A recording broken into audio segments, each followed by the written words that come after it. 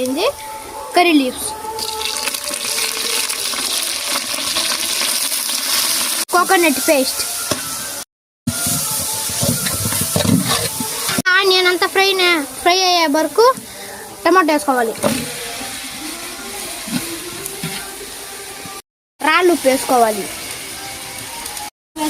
అది బాగా ఉడికినాక బియ్యం వేసుకోవాలి. తగినట్టు వాటర్ పోసుకోవాలి.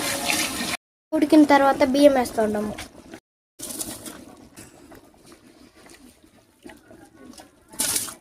బిర్యానీ రైస్ అయిపోయింది. మా మమ్మీ పుదీనా దమ్మనింది.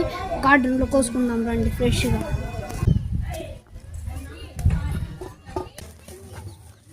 ఫైనల్ టచ్ ఇప్పుడు పుదీనా, కరివేపాకు, నెయ్యి.